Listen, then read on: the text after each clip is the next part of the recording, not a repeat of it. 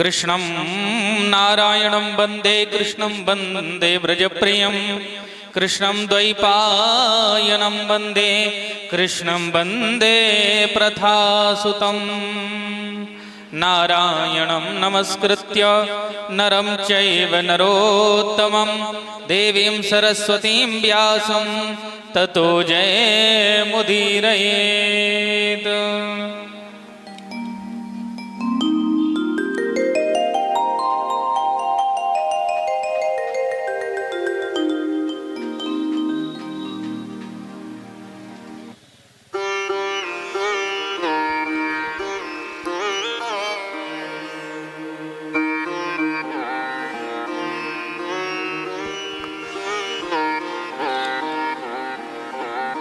ओम व्यासाय विष्णुरूपाय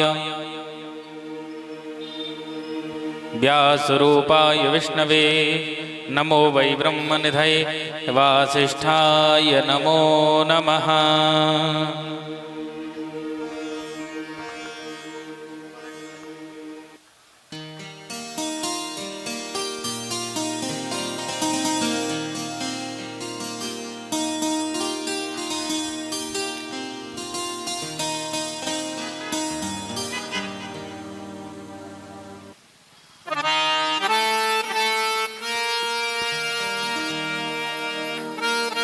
यं प्रव्रजन्तमनुपेतमुपेतकृत्यं द्वैपायनो विरहकातर आजुहाव पुत्रेति तन्मयतया तरवोऽभिनेदोस्तं सर्वभूतहृदयं मुनिमानतोऽस्मि।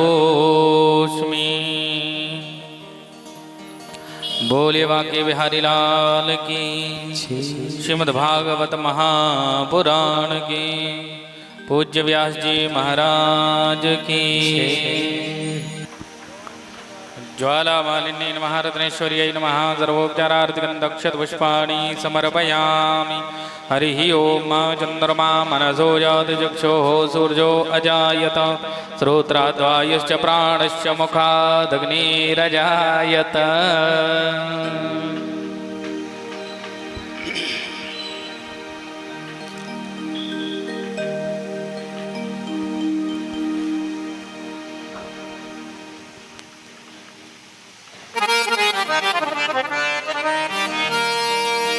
श्री बांके बिहारी तेरी आरती गाऊं, श्री बांके बिहारी तेरी आरती गाऊं, बांके बिहारी तेरी आरती गाऊं, श्री बांके बिहारी तेरी आरती गाऊं।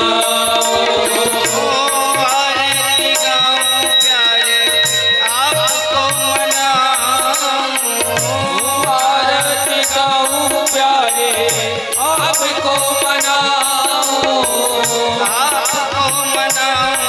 प्यारे, आपको रिझाऊं, आपको मनाऊं प्यारे, आपको रिझाऊं। श्याम सुंदर आरती गाऊं, श्याम सुंदर तेरी आरती गाऊं। मोर मुकुट तेरे शीश पे सोहे, मोर मुकुट तेरे शीश पे सोहे, प्यारी बंसी मेरो मन मोहे, प्यारी बंसी मेरो मन मोहे।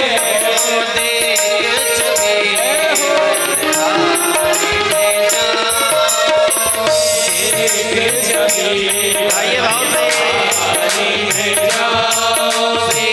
रमन बिहारी तेरी आरती गाऊं, बिहारी तेरी आरती गाऊं।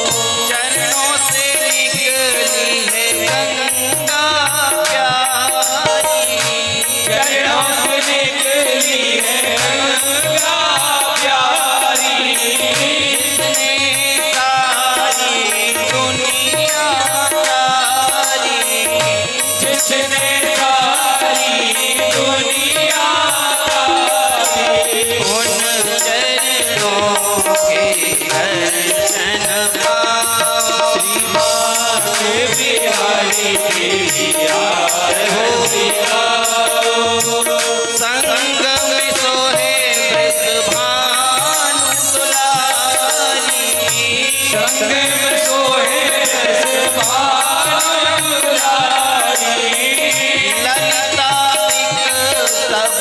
सखियां प्यारी ललिता सखियां प्यारी पास सदा वृंदावन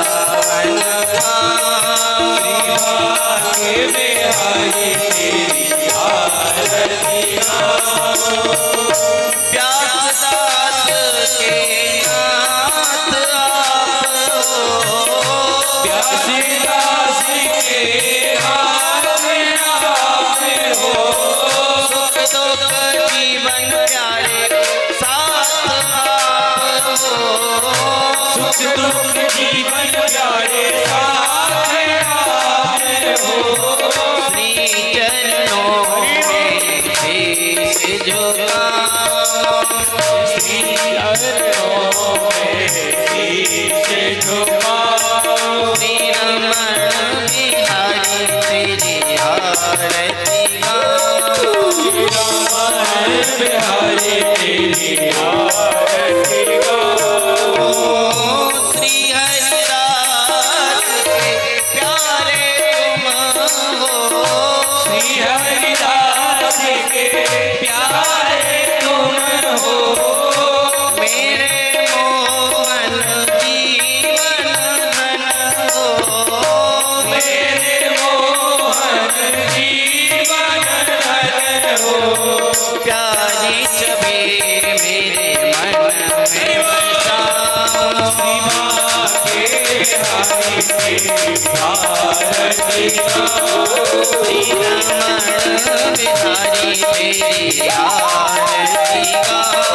श्री रमण बिहारी तेरी आरती गाऊं कर्पूर गौरम कर्मावतारम संसार सारम तुझके हारम सदा वसंतम हृदयारविंदे भवानी नमामि। त्वमेव माता च पिता त्वमेव बन्धो च सखा त्वमेव वेद्या दृढं त्वमेव त्वमेव सर्वं त्वमेव देव त्वमेव सर्वं त्वमेव देव त्वमेव सर्वं त्वमेव देव त्वमेव सर्वं मम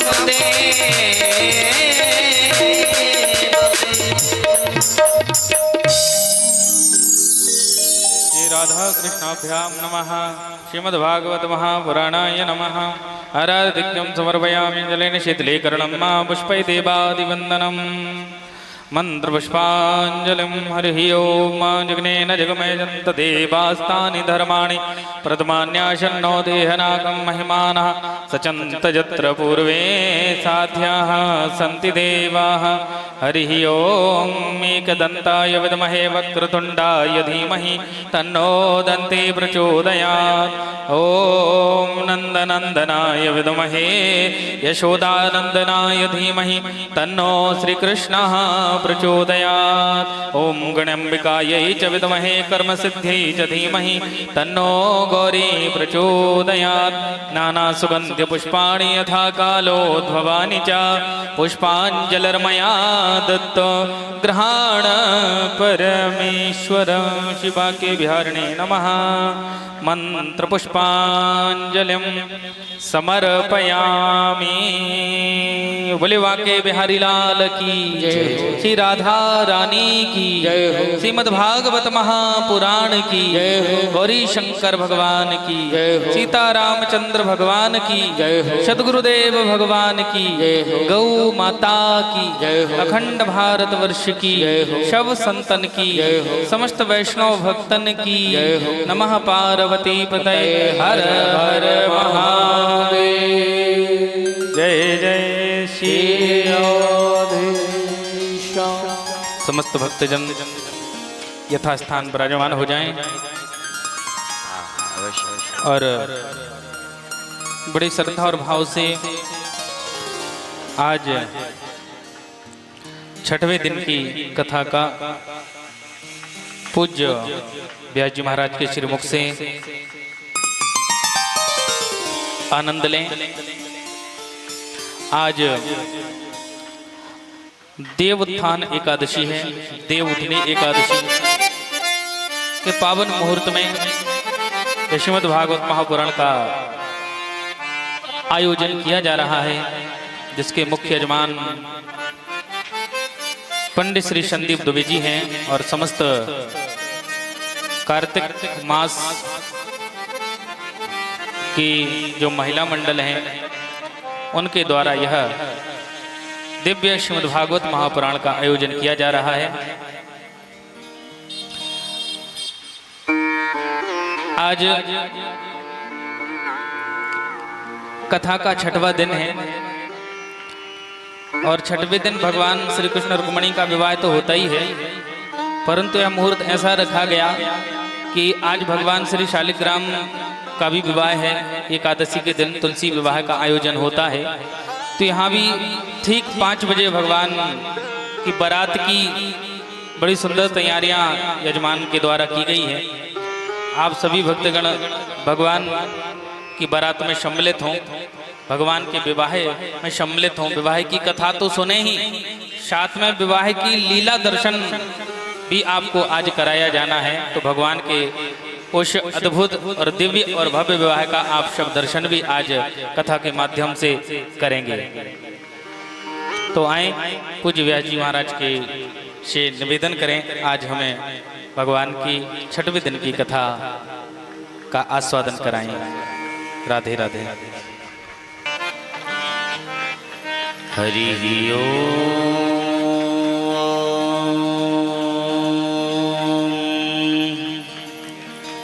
स्वस्ति श्री गणेशाय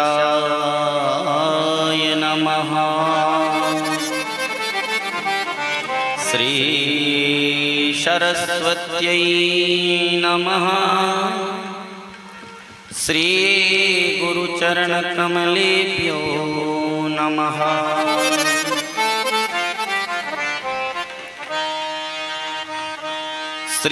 श्रीमन्नारायण चरणौ शरणं प्रपद्ये। श्रीमते नारायणाय नमः। श्रीलक्ष्मीनाथ समारंभ नाथयामन मध्यमाम् अस्मदाचार्य पर्यन्तां वन्दे श्री गुरु परम्पराम्। नारायणं नमस्कृत्य नरं चैव नरोत्तमं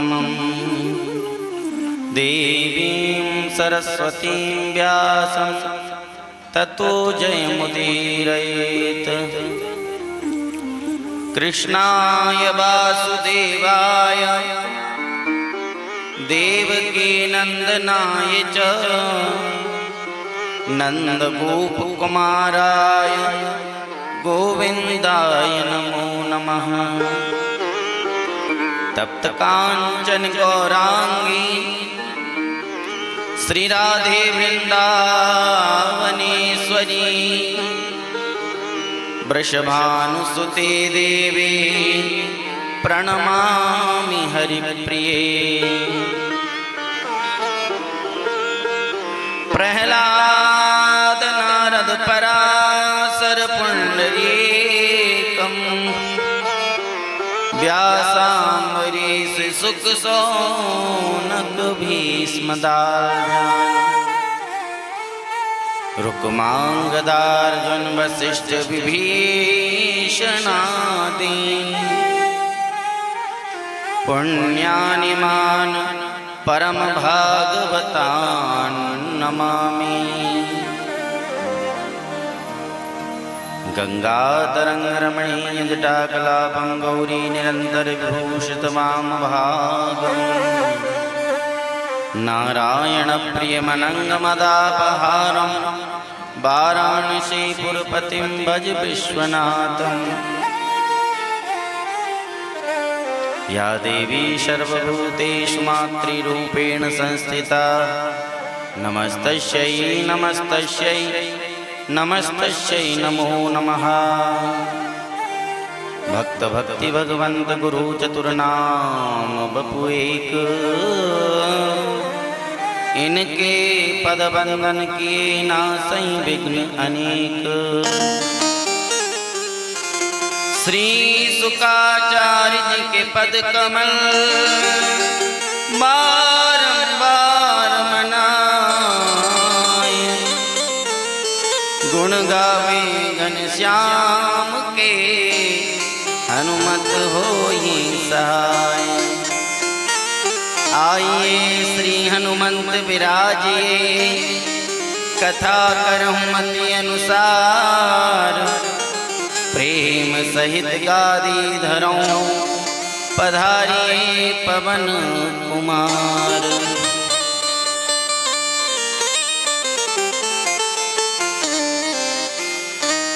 श्री वृंदावन बिहारी लाल की, श्रीमद् भागवत महापुराण की, श्री राधा रानी सरकार की, श्री वेद व्यास भगवान की, श्री सुखदेव जी महाराज की, श्री वृंदा महारानी की, श्री गौ माता की, श्री हनुमंत लाल सरकार की, सब संतन की, सब भक्तन की जय जय श्री राधे।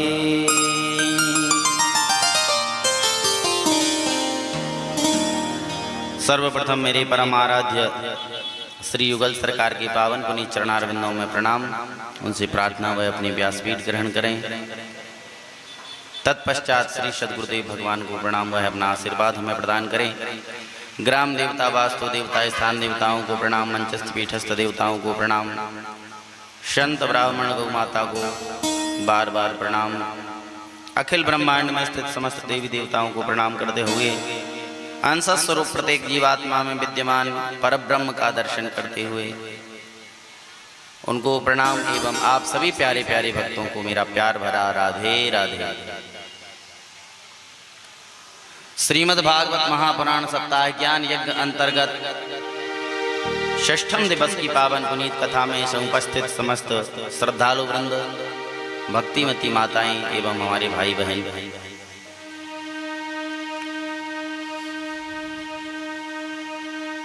आज भगवान की कथा गंगा का षष्ठम दिवस और भगवान के दिव्याति दिव्य चरित्रों का हमने श्रवण लाभ प्राप्त कर लिया।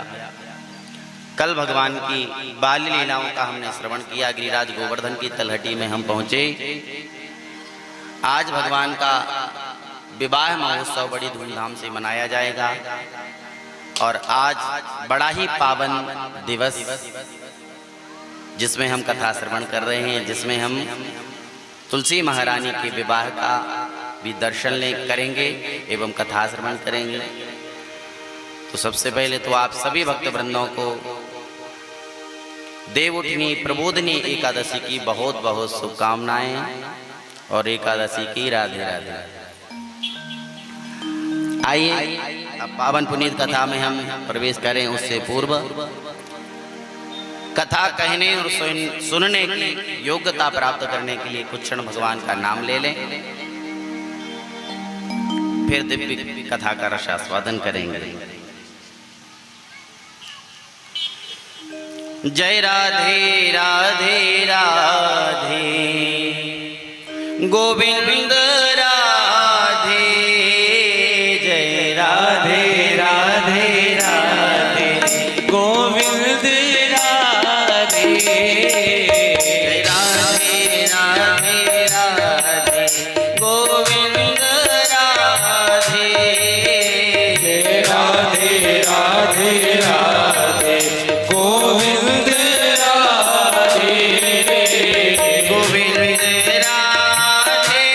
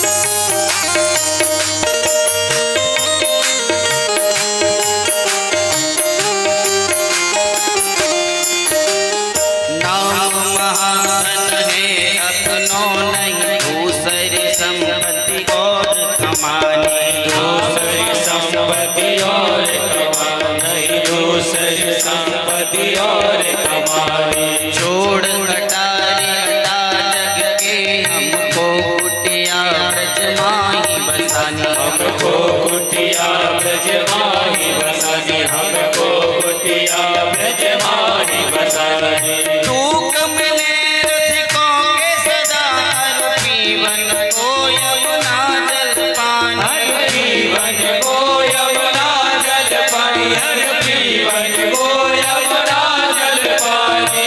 और की परवाह नहीं, अपनी ठकुरानी से राज करानी, अपने ठकुरानी श्री राज करानी, अपने ठकुरानी श्री राज करानी। गोविंद राधे गोपाल राधे, गोविंद राधे गोपाल राधे, गोविंद राधे गोपाल राधे, गोविंद राधे गोपाल राधे। जय राधे राधे राधे गोविंद राधे, राधे राधे राधे गोविंद राधे, राधे राधे राधे गोविंद राधे, राधे राधे राधे गोविंद राधे। वृंदावन को पास मिले यमुना कर जल पार, वृंदावन को पास मिले यमुना जल कर पार, वृंदावन को पास मिले यमुना जल कर पार, वृंदावन को पास मिले यमुना जल कर पार। राधे राधे रटे रटे तन सो निकले प्राण, श्री राधे राधे रखते रखते तन सो जय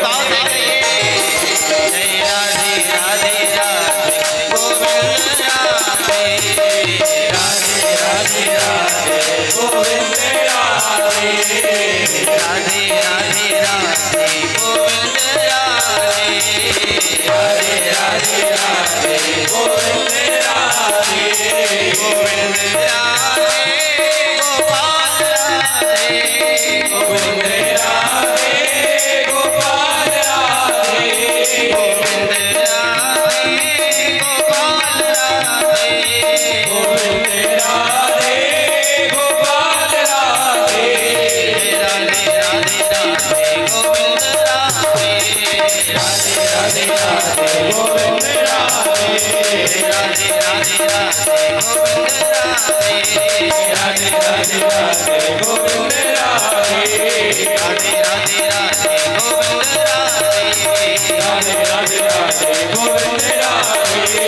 कमल किशोर नंद किशोर, नवल किशोर नंद किशोर, कमल किशोर नंद किशोर, नवल किशोर नंद किशोर। वृंदावन वालों में माखन चोर, वृंदावन वालों में माखन चोर, वृंदावन वालों में माखन चोर, वृंदावन वालों में माखन चोर, वृंदावन वालों में माखन चोर, वृंदावन वालों में माखन चोर, मेरो माखन ओ मेरा माखन चोर, मेरो नवल किशोर, ओ मेरा नवल किशोर, मेरो माखन ओ मेरा माखन चोर, मेरो माखन ओ मेरा माखन चोर, मेरो माखन ओ मेरा माखन चोर, मेरो माखन ओ मेरा माखन चोर, मेरो नवल किशोर, ओ मेरा नवल किशोर, मेरो नंद किशोर, ओ मेरा नंद किशोर, मेरो माखन ओ मेरा माखन चोर, मेरो माखन ओ मेरा माखन चोर, मेरा माखन चोर, मेरा माखन चोर।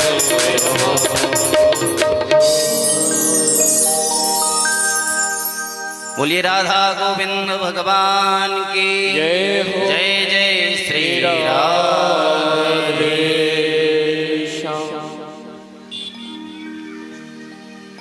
गणं सांवर्तकं नाम मेघानां चान्तिकारणम्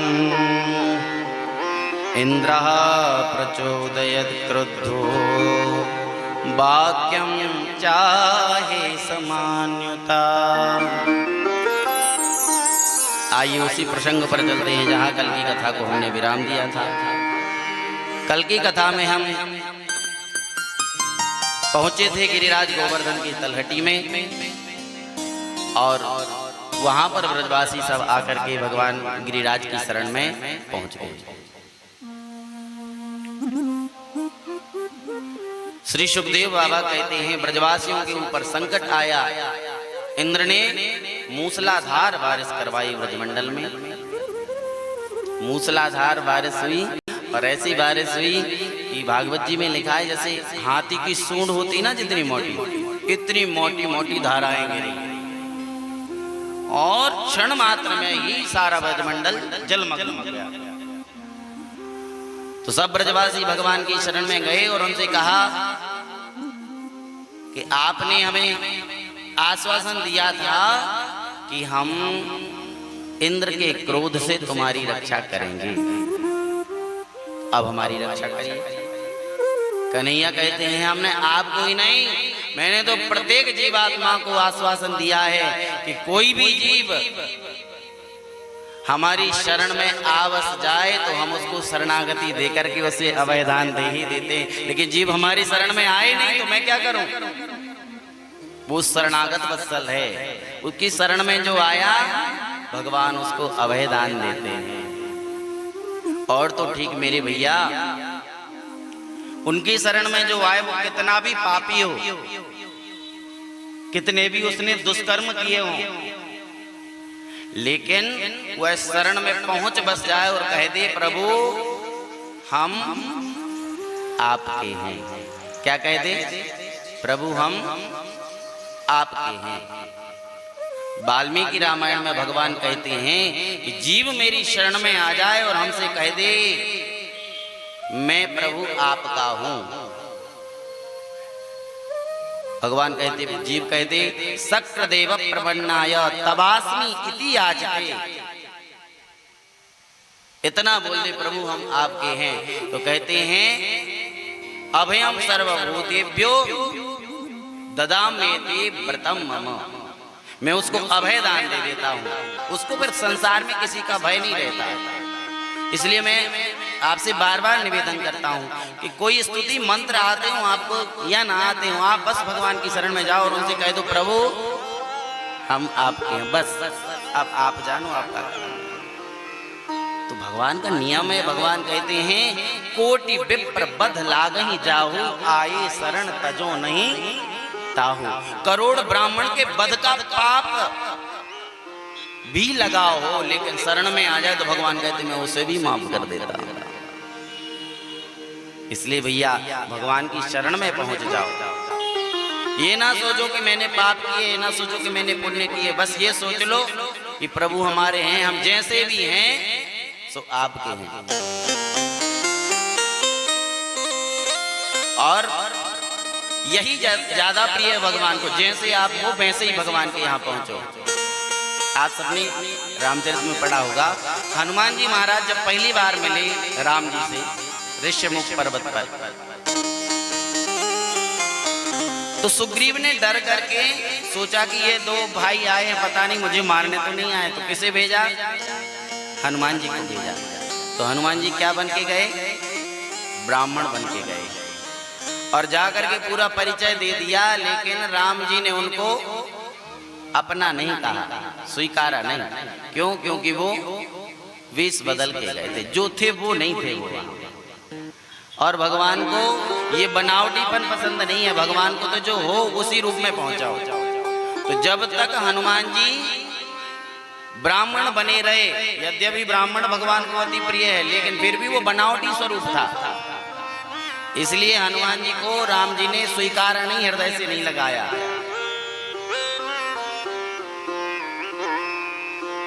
और जब वो अपने असली स्वरूप में आ गए, बंदर बन गए हनुमान जी, सो तुरंत उनको स्वीकार कर लिया।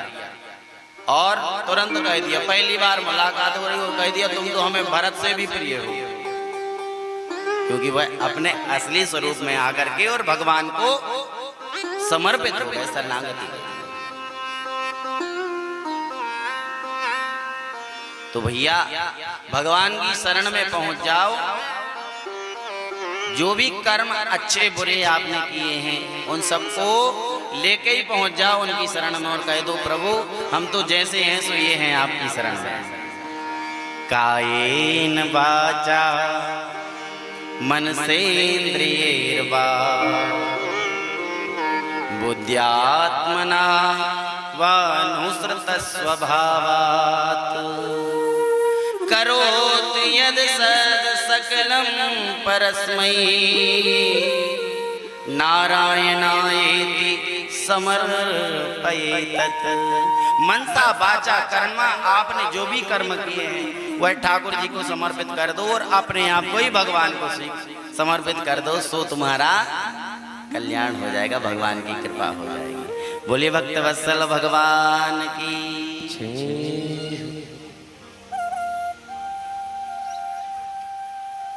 तो ब्रजवासी पहुंचे भगवान की शरण में।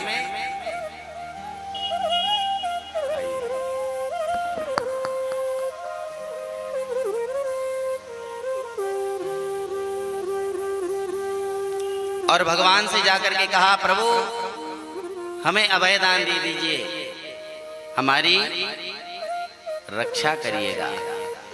तो भगवान ने कहा बिल्कुल मेरे साथ चलो, और सबको लेकर के गए भगवान गिरिराज की तलहटी में।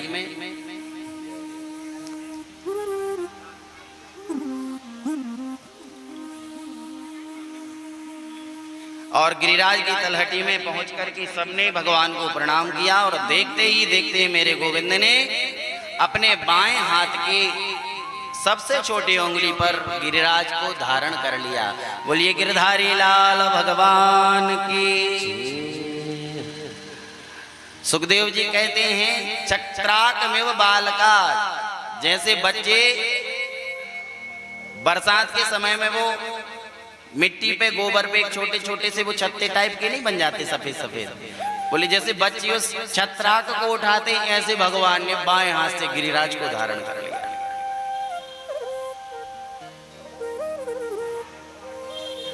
क्योंकि वे कौन है?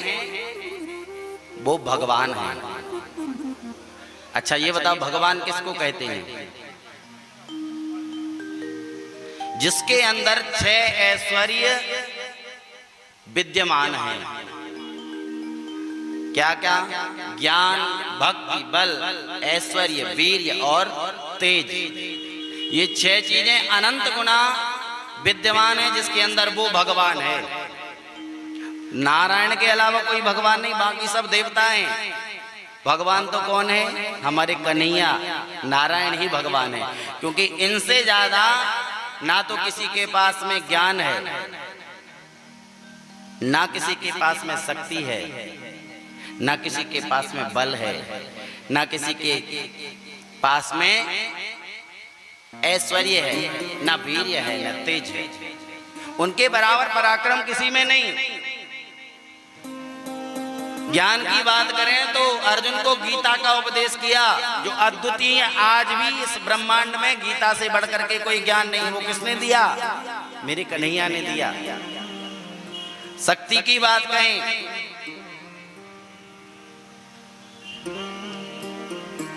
तो केवल 6 दिन के थे और पूतना जैसी राक्षसी को मार दिया। बल की बात कहें तो केवल 7 वर्ष के थे और 7 कोस लंबे चौड़े गिरिराज को अपनी कन्नी उंगली पर धारण कर लिया। ऐश्वर्य की बात कहें तो स्वर्ग से भी बड़े द्वारिका समुद्र के अंदर सोने की पुरी बसा करके उसमें रहते हैं। तो ऐश्वर्य भी उनके जैसा किसी के पास नहीं। वीर्य, पराक्रम की बात कहें तो जरासंध 23 अक्षौहिणी सेना लेकर के एक बार नहीं 17 बार आ रहा मथुरा पर चढ़ाई की। लेकिन कन्हैया इतनी बड़ी सेना को अकेली मार करके भगा देते, ऐसा उनके पास में पराक्रम। और तेज इतना कि अग्नि को ही पान कर गए। हमको थोड़ी सी अगरबत्ती लगाते वक्त यदि माचिस छू जाए, गरम रोटी आ जाए और हाथ उसमें लग जाए तो हम जल जाते हैं और कहते भैया चिक गए, लेकिन भगवान अग्नि को ही पान कर गए मुख में, तो उनसे बड़ा कोई तेजस्वी भी नहीं है। तो जिसके पास में अनंत मात्रा में यह 6 चीजें हैं, ज्ञान, शक्ति, बल, ऐश्वर्य, वीर्य और तेज, वो भगवान है। इसलिए भगवान कन्हैया को भगवान कहते हैं। बोलिए भक्तवत्सल भगवान की। तो भगवान ने धारण किया गिरिराज को, और कौन से हाथ में? बाएं हाथ में। कोई छोटा मोटा काम होता है ना तो हम लोग कहते हैं ना, अरे ये तो हमारे बाएं हाथ का काम है। भगवान कहते हमारे भक्तों के ऊपर कष्ट आए और वो हमारी शरण में आ जाए तो कितना भी बड़ा संकट हो, वो तो हमारे बाएं हाथ का काम है। और बाएं हाथ की सबसे छोटी उंगली पर धारण कर लिया। और कितने दिन? 7 दिन 7 रात्रि पर्यंत धारण किया। अच्छा 7 दिन ही क्यों?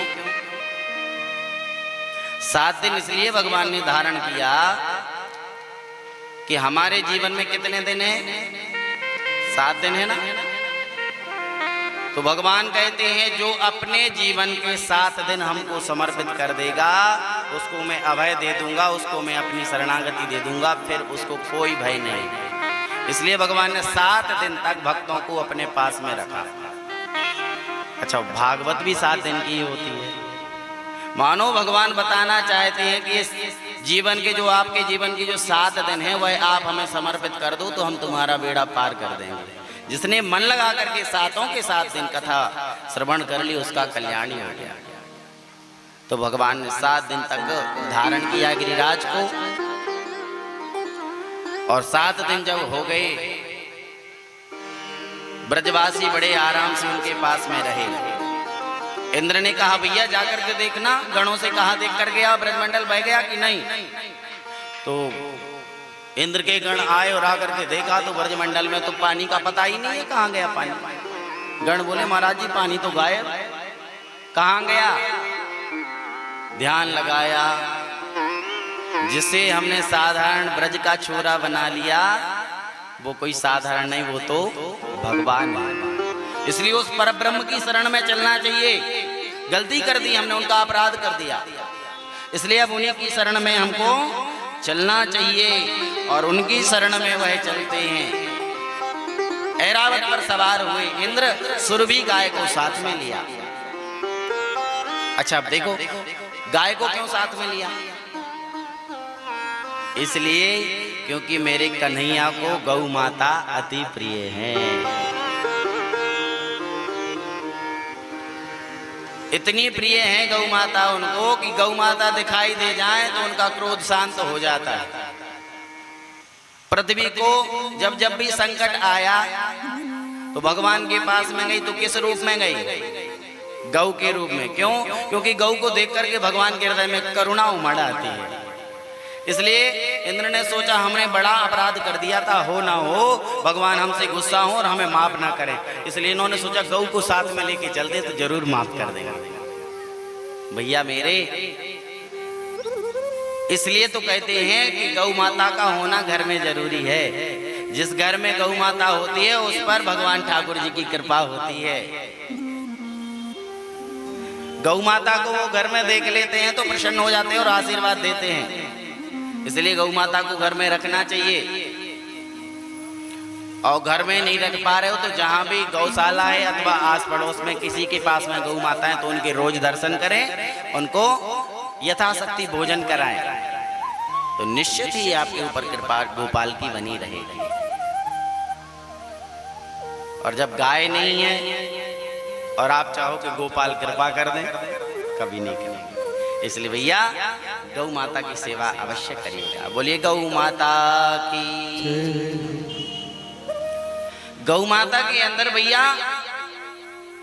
जितने भी देवी देवता हैं, जितने भी तीर्थ हैं, सब विद्यमान होते हैं। और जिसने गौ माता की परिक्रमा लगा ली उसने सारे तीर्थ कर लिए भैया। इसलिए रोज गौ माता के दर्शन करो, उनकी एक परिक्रमा लगाओ और उनको भोजन कराओ। परिक्रमा लगाते हो आप लोग? नहीं लगाते? लगाया करो। बड़ा महत्व है, पूरे तीर्थों का फल मिल जाया करता है। श्री सद्गुरुदेव भगवान एक बड़ी प्यारी कथा बताते हैं कि गौ माता की परिक्रमा का फल क्या है। सारी पृथ्वी के तीर्थ सेवन का फल गौ माता की परिक्रमा से मिल जाता है। और कदाचित कभी भाग्य से द्विमुखी गाय की परिक्रमा करने को मिल जाए। द्विमुखी समझ रहे हैं? जब गौ माता बछड़े को जन्म दे रही हो और उसका केवल मुख बाहर निकला हो, केवल मुख बाहर निकला हो, और उस समय यदि गौ माता की परिक्रमा कर ली जाए तो ये समझ लो कि सारे ब्रह्मांड के तीर्थ तुमने घर पे ही कर लिए। अब आप कहोगे प्रमाण? प्रमाण ये है कि ब्रह्मा जी की पुत्री हैं अहिल्या। अहिल्या बहुत सुंदर थी, इतनी सुंदर थी, इतनी सुंदर थी कि सब देवताओं को लगता कि अहिल्या मुझे मिल जाए। तो ब्रह्मा जी ने एक प्रतिज्ञा की। ब्रह्मा जी ने कहा जो भी सारी पृथ्वी के तीर्थ यात्रा करके आएगा सबसे पहले उससे हम अपनी बेटी का विवाह करेंगे। तो सब अपने अपने वाहन लेकर के चल दिए।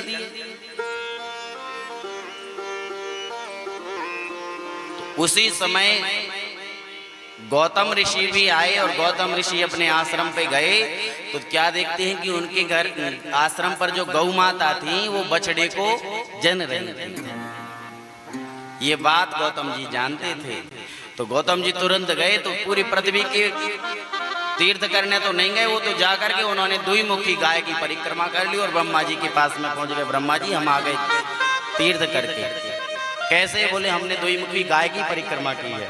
तो ब्रह्मा जी ने अहिल्या का विवाह गौतम ऋषि के साथ कर दिया। बोलिए भक्त वत्सल भगवान की।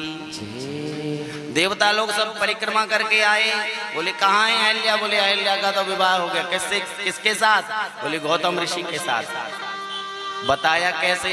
उन्होंने कहा कि उन्होंने द्विमुखी गाय की परिक्रमा की थी, इसलिए उनको सारे पृथ्वी के तीर्थों का फल मिल गया। और यदि उसी समय यदि आपकी गाय है वो और घर में हो, और यदि जिस समय वो द्विमुखी है उस समय उस गाय का दान का संकल्प कर दिया जाए तो सारी पृथ्वी के दान का फल मिल जाता है। बोलिए गौ माता की। तो भैया गौ माता को साधारण ना समझो, उनमें तो सारे के सारे देवी देवता विद्यमान हैं, सारे तीर्थों का फल वहीं पर है। इसलिए गौ माता की सेवा करें, उनकी परिक्रमा करें। तो इंद्र ने सोचा कि हम सुरभि को लेके जाएंगे तो गोविंद प्रसन्न हो जाएंगे, इसलिए सुरभि को लेकर के आए हैं। और जैसे ही ब्रजमंडल में प्रविष्ट होने लगे तो उन्होंने रथ से, हाथी से नीचे आ गए। ऐरावत पर सवार थे जो नीचे आ गए और फिर पैदल पैदल गए। आपको 32 प्रकार के सेवा अपराध के विषय में शायद जानकारी हो, नहीं हो। हम सेवा करते हैं और उस सेवा में हमसे अपराध हो जाते हैं भगवान की। हमें लगता है कि हम तो भगवान की सेवा पूजा कर रहे हैं और उसमें उल्टा अपराध लग जाता है। कई बार हमें ऐसे पाप हो जाते हैं। उसमें कुछ पाप है, उनका आप ध्यान से सुने। किन पापों से हमको बचना है? हम करते तो पूजा है लेकिन लग जाता है पाप। उसमें एक अपराध यही है कि जब हम भगवान के श्री विग्रह के सामने जाएं, भगवान के सामने जाएं तो हमेशा ऊंची सवारी करके नहीं जाना चाहिए।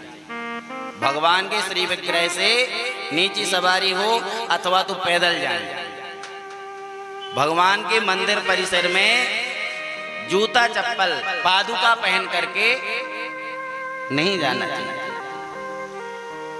अब ये बात कैसे बन रही है ना, बिना चप्पल के तो पंडित जी एक चरण भी नहीं रख पाते, इसलिए अब तो चप्पल पहन के जाएंगे और ऐसी जगह रखेंगे कि भगवान भी दिखे और चप्पल भी दिखे, है ना। डर रहता है कि कोई चुरा करके ना ले जाए। तो भैया या तो पहन के ही नहीं जाओ या पहन के जाओ तो मोह छोड़ दो उससे। भगवान के सामने खड़े और स्मरण चप्पल का आ रहा है, अब बताओ भगवान मिलेंगे? इसलिए वो मोह छोड़ करके ही जाओ। और फिर भगवान के सामने पहुंचो तो भगवान के श्री विग्रह के सामने किसी दूसरे की चर्चा नहीं करनी चाहिए, ना किसी की बुराई और ना किसी की बड़ाई। ध्यान से समझना, मंदिर में जाके संसार की बातें नहीं की जाती। सखी सहेली मिल गई और बस दुनिया की बातें करने लगी, आज हमारे यहाँ ये हुआ, आज हमारे यहाँ ये होना है। ये सब बातें मंदिर के बाहर, मंदिर के अंदर करोगे तो आपको पूजन का सेवा का फल नहीं मिलेगा। मैं नहीं कह रहा हूँ, भागवत जी में लिखे हैं ये 32 प्रकार के सेवा अपराध। भगवान के सामने जब हम उनकी परिक्रमा लगाते हैं तो परिक्रमा लगा करके जो झुकता नहीं है उसको सेवा अपराध लगता है। भगवान की परिक्रमा लगा के आए तो एक बार झुकना चाहिए, फिर दूसरी परिक्रमा लगाओ। और यदि आपने कहा हमें तो 11 परिक्रमा लगानी और दौड़ दौड़ दौड़ दौड़ के 11 कर दी, अपराध लगता है। एक परिक्रमा हो जाए तो प्रणाम करो, फिर दूसरी परिक्रमा। प्रणाम कैसे करें? प्रणाम के विषय में हमने आपको बतलाया था। साष्टांग प्रणाम करें, माताएं पंचांग प्रणाम करें, पुरुष वर्ग साष्टांग प्रणाम करें, और हो सके तो दाएं हाथ की तरफ प्रणाम करें। जहां भगवान का दायां हाथ है उस तरफ से ऐसे प्रणाम करें तो अधिक अच्छा रहता है, उससे भगवान प्रसन्न होते हैं। और बोले भगवान के श्री विग्रह के सामने अपने आप को ढकना नहीं चाहिए वस्त्र से। भगवान को कभी पीठ नहीं दिखानी चाहिए। पीठ दिखा के भगवान के सामने बैठना नहीं चाहिए। आपने देखा होगा सत्पुरुषों को कि वो मंदिर जाते हैं और मंदिर से जब लौटते हैं तो पीछे पीछे पांव करके लौटते हैं। क्यों लौटते हैं? क्योंकि यदि हम पलट करके जाएंगे तो भगवान की तरफ पीठ पड़ जाएगी और भगवान को पीठ नहीं दिखाई जाएगी। तुमने भगवान को पीठ दिखाई और यदि भगवान ने पीठ दिखा दी तो गए काम से। इसलिए भैया भगवान की कृपा दृष्टि आपके ऊपर बनी रहे, इसलिए भगवान को कभी पीठ भी मत दिखाना।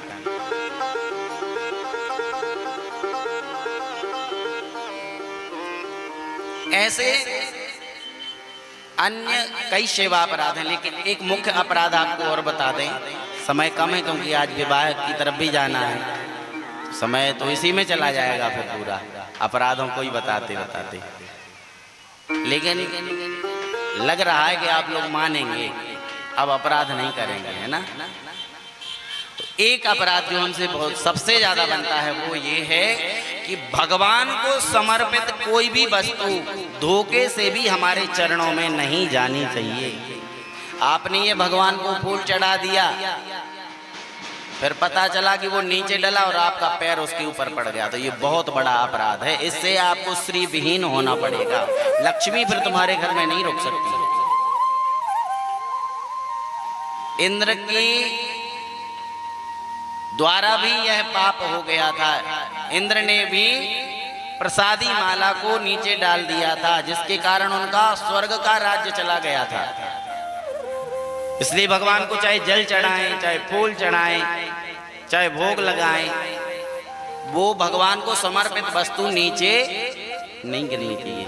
इसलिए प्रसाद वगैरह भी जब हम बांटते हैं ना तो उसका ध्यान रखना चाहिए कि नीचे ना गिरे, नहीं तो नीचे गिरेगा तो पाप लगेगा। ठीक है। तो इंद्र आए, इंद्र ने सोचा हमारा हाथी तो बहुत बड़ा है और हाथी पे बैठ के जाएंगे तो पाप लगेगा, इसलिए हाथी से नीचे उतर करके आए और पैदल पैदल ब्रज की रज को मस्तक पर लगा करके पहुंचे भगवान के पास। और भगवान कन्हैया की बड़ी प्यारी स्तुति करते हैं। विशुद्ध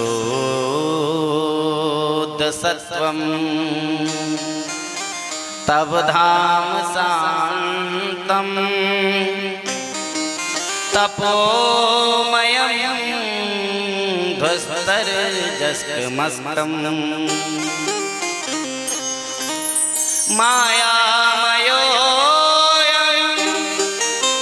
गुण संप्रभा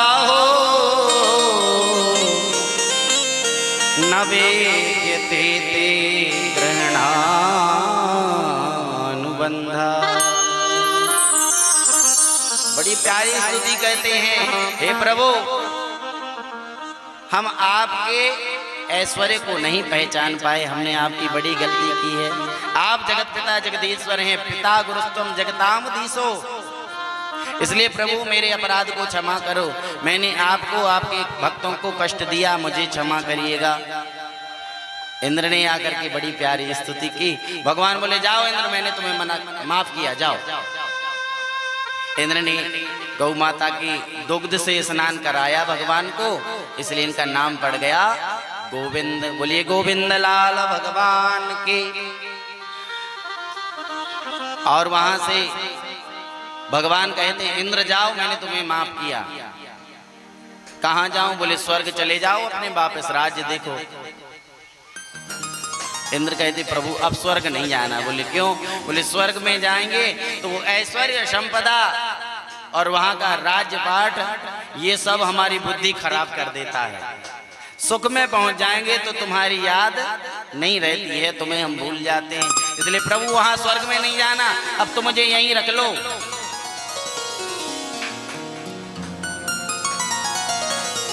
भगवान बोले तुम यहां नहीं रह सकते। बोले क्यों? बोले ये जो स्थान है ना ब्रज, ये तुम्हारे लिए नहीं है, ये तो भक्तों के लिए है, और तुम हो अभक्त। कहने को इंद्र भले ही हो, लेकिन तुम यहाँ रहने लायक नहीं हो, क्योंकि यह स्थान तो भक्तों का होता है। पता वृंदावन में कौन रह सकता है? किसके लिए बनाया भगवान ने वृंदावन? भक्तों के लिए बनाया।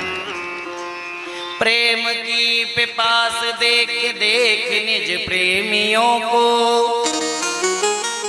प्रेम का समुद्र सीमा तोड़ के बहाया है।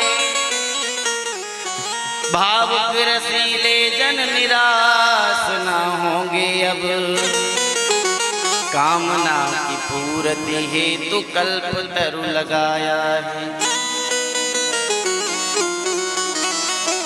चिंतामणि जटित चारु चादर बिछाई यहाँ,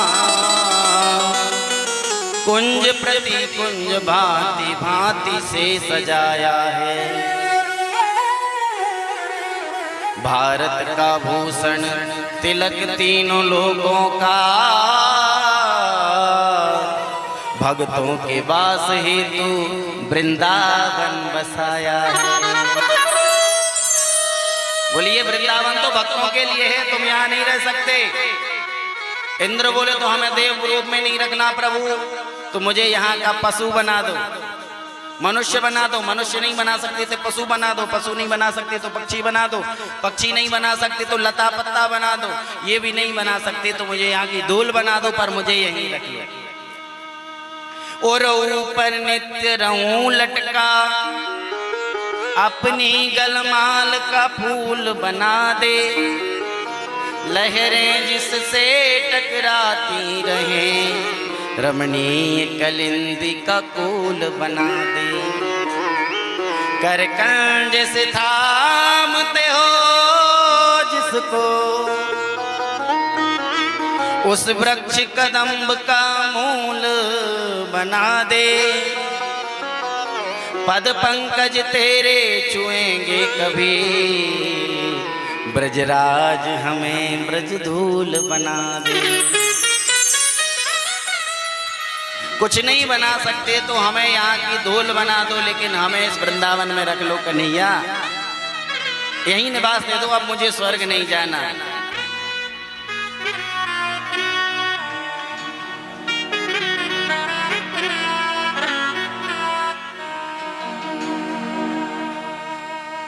कन्हैया से प्रार्थना करते हैं। इंद्र कहते हैं बसा लो वृंदावन में, बसा लो वृंदावन में, बसा लो वृंदावन में, बसा लो वृंदावन में, बसा लो वृंदावन में, बसा लो वृंदावन में, बसा लो वृंदावन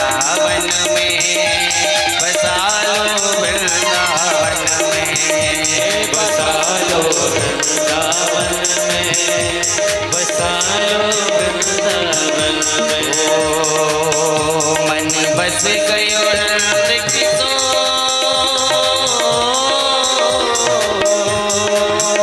मन बस गयो नंद किशोर, अब हमें जाना नहीं कहीं और। बसा लो वृंदावन में, बसा लो वृंदावन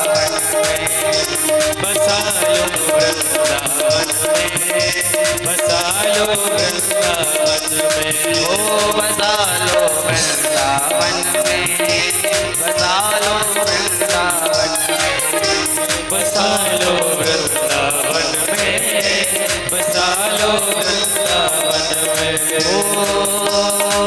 ब्रज का गोपी ग्वाल बना दे, ब्रज का गोपी ग्वाल बना दे, ब्रज का गोपी ग्वाल बना दे, ब्रज का गोपी ग्वाल बना दे, लता पता चाहे जाल बना दे, लता पता चाहे जाल बना दे, लता पता चाहे जाल बना दे, ओ लता पता चाहे जाल बना दे, ओ चाहे ब्रज का बना दो मोह, चाहे ब्रज का बना दो, अब हमें जाना नहीं कहीं और। बसा लो वृंदावन में, बसा लो वृंदावन में, ओ बसा लो वृंदावन में, बसा लो वृंदावन में, हाँ बसा लो वृंदावन में, बसा लो वृंदावन में, बसा लो। तालियां बजाते हुए श्री राम।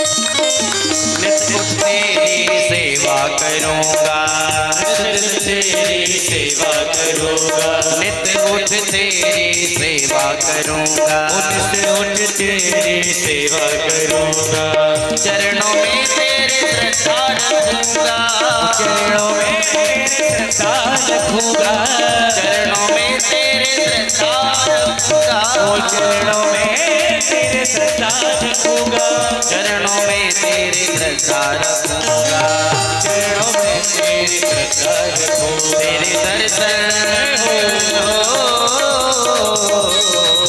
तेरे दर्शन करूँगा उठ भोर, अब हमें जाना नहीं कहीं और। बसा लो वृंदावन में, बसा लो वृंदावन में, बसा लो वृंदावन में, बसा लो वृंदावन में, हाँ बसा लो वृंदावन में, बसा लो वृंदावन में, ओ बसा लो वृंदावन में, बसा लो। जिसको भगवान के चरणों में रहना है तालियां बजाते गए श्री राम।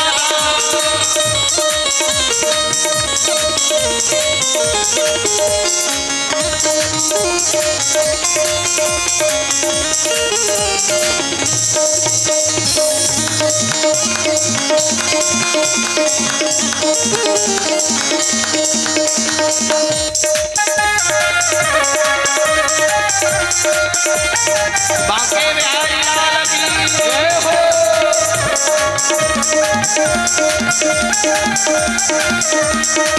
सौंप दिया यह जीवन तो है, सौंप दिया यह जीवन तो है, सौंप दिया यह जीवन तो है, सौंप दिया यह जीवन तो है। रखियो जिस विध रखना होवे, रखियो जिस विध रखना होवे, रखियो जिस विध रखना होवे, रखियो जिस विध रखना होवे, रखियो जिस विध रखना होवे, रखियो जिस विध रखना हो। तेरे हाथों में,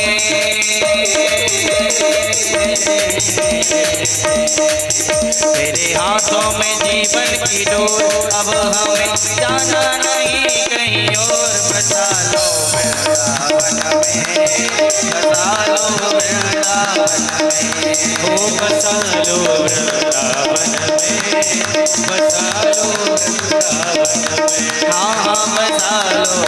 वृंदावन में, बसा लो वृंदावन में, बसा लो वृंदावन में, बसा लो वृंदावन में।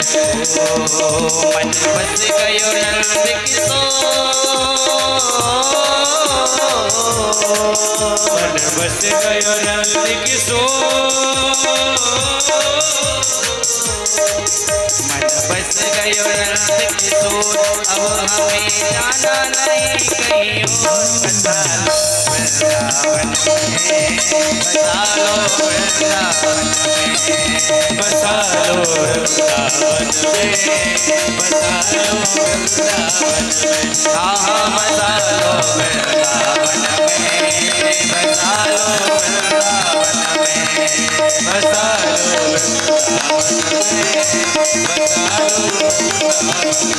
ओ बसा लो श्री चरणों में, बसा लो इन रसिकों में, बसा लो श्री चरणों में,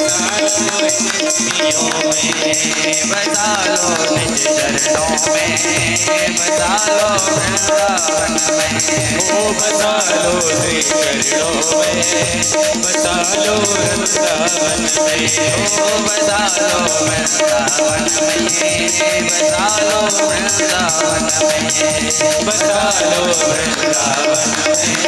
बसा लो वृंदावन में, बसा लो वृंदावन में, बसा लो वृंदावन।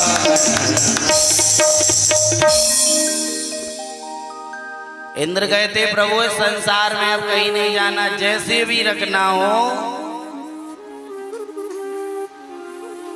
अब तो यहीं रख लो, आपकी सेवा मिलती रहे, आपके दर्शन मिलते रहे, आपके भक्तों के दर्शन मिलते रहे, बस और कुछ नहीं चाहिए। चाहे जैसे रकबन बारी, बस होती रहे मुलाकात, देना हो तो दीजिए जन्म जन्म का साथ। कन्हैया जीवन भर के लिए यहीं रख लो, जैसे भी रखे हो पर रख लो हमको यहीं, अब कहीं नहीं जाना, अब तो वृंदावन में रहेंगे। भगवान ने कहा जाओ इंद्र, स्वर्ग में रहकर भी यदि तुम चाहो तो हमारी भक्ति कर सकते हो, यहाँ तुम नहीं रह सकते, अभी जाओ बाद में आना। इंद्र को बार बार कह के भगवान ने भेजा है।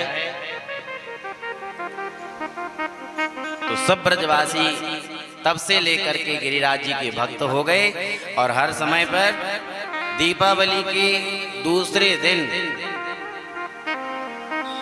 गिरिराज महाराज की पूजन करने के लिए जाते रहे, अभी भी जाते हैं। और जो नहीं पहुंच पाते वो अपने घर पे ही करते हैं ना, सबके यहाँ होती ना गिरिराज जी की पूजन। अब भले ही हम उनको गोवर्धन को गोदन बोलते हैं लेकिन पूजा तो करते हैं ना, गोदन बब्बा है ना, कोई बात नहीं, उनके सब नाम है, उनको जिस नाम से बुलाओ उसी से मिल जाते हैं तो लेकिन वो गोवर्धन बोले, गोवर्धन भगवान की जय। तो उनका पूजन होने लगा और सब ब्रजवासी पूजन करते हैं, बढ़िया 56 भोग का उनको प्रसाद ले जाते हैं। तो मैं कल आपसे कह रहा था कि 56 भोग ही क्यों लगते हैं भगवान को, है ना। हम लोग कहते हैं हम तो 56 भोग लगाएंगे, क्यों लगाते 56 भोग? 56 भोग का महत्व क्या है? और सब देवताओं को नहीं लगते हैं, कन्हैया को ही लगते हैं गिरिराज जी को 56 भोग, और बाकी लगा दो तो परेशानी नहीं, लेकिन महत्व गिरिराज जी को ही लगाने का है। पता क्यों? भगवान ने गिरिराज जी को कितने दिन तक धारण किया था? कितने दिन? 7 दिन। और भगवान की सेवा कितने समय की होती है? एक दिन में कितने याम होते हैं? 8 याम की सेवा होती है भगवान की। मंगला आरती से लेकर शयन आरती तक 8 बार पूजा होती है भगवान की, 8 बार आरती होती है, 8 बार भोग लगता है। तो एक दिन में 8 भोग लगते हैं। और कितने दिन तक भगवान ने गिरिराज जी को रखा? तो 7 दिन तक वहां कुछ खाने पीने तो था नहीं। तो 8 साते 56 बार उतने में भगवान भोजन कर लेते, तब तक भोजन उनको भोग नहीं लगाया गया। इसलिए संत कहते हैं भगवान को 56 भोग इसलिए लगाते हैं क्योंकि 7 दिन तक वो एकदम निराहार रहे थे, तो 56 भोग लगा करके 7 दिन की पूर्ति कर दी। बोले भक्त वत्सल भगवान की जय। और भगवान को भोग कैसे लगाया जाता है पता है?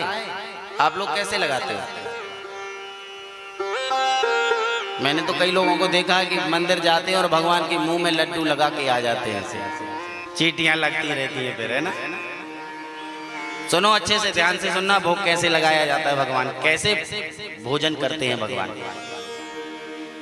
भगवान स्वयं ब्रह्मा जी से कहते हैं नैवेद्यम पुरतो न्यस्तम चक्षुषा गीयते मया रसम सुदास जिह्वायाम अस्नामि कमलोद्भव।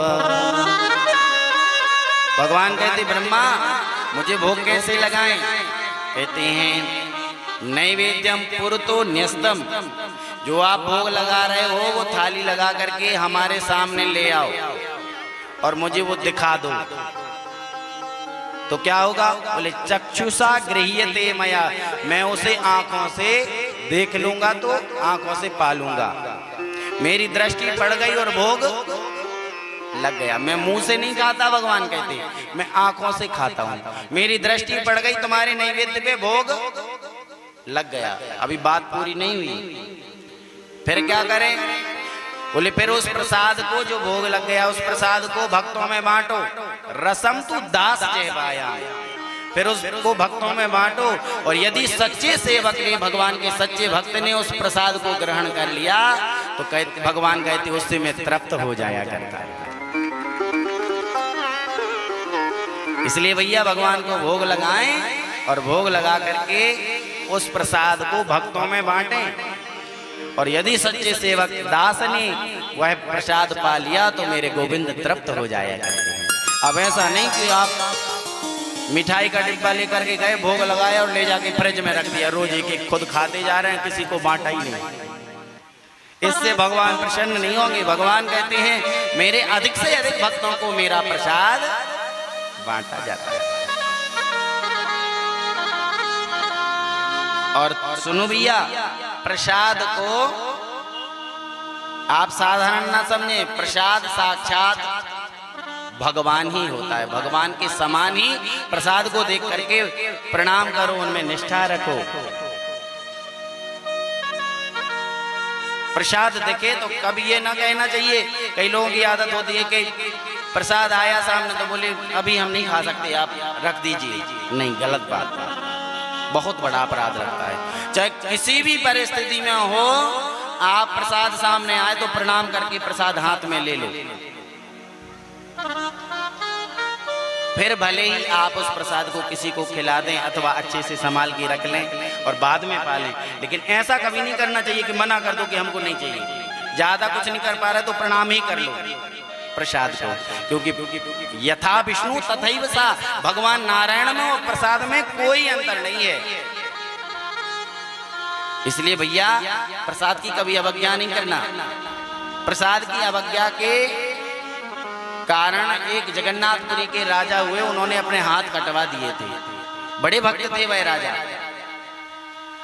भगवान के प्रसाद में निष्ठा थी, भगवान जगन्नाथ के भक्त थे। रोज उनको घर में पुजारी जी प्रसाद देने आया करते थे। एक दिन राजा चौसर खेल रहे थे, उसी समय पुजारी जी प्रसाद लेकर के आए और प्रसाद लेकर के आए तो पुजारी जी ने कहा राजा मैं प्रसाद लेकर के आया हूँ। तो इतने मुग्ध थे यह चौसर खेलने में, जबकि रोज प्रसाद को प्रणाम करके ग्रहण किया करते थे, लेकिन चौसर में इतने मुग्ध थे कि आज इन्होंने ना तो खड़े हुए ना प्रणाम किया और इशारे से कह दिया रख दीजिए। तो पुजारी जी को गुस्सा आ गया, बताओ जगन्नाथ जी का प्रसाद, जगन्नाथ को भात जगत पसारे, और इन्होंने अपने हाथ को घेर लिए। पुजारी को गुस्सा आ गई, बताओ, भगवान के प्रसाद को अवहेलना कर रहे हैं। पुजारी जी प्रसाद लेकर के वापस चले गए और वापस जब चल गए तो खेल बंद हुआ तो इनको फिर ज्ञान हुआ कि मैंने गलती कर दी, भगवान के प्रसाद की अवज्ञा कर दी है। इसलिए उन्होंने सोचा ये हाथ प्रसाद के लिए नहीं बढ़े तो ये हाथ किस काम के हैं? जो हाथ भगवान की सेवा में नहीं लगते मेरे भैया, वो हाथ काम के नहीं हैं।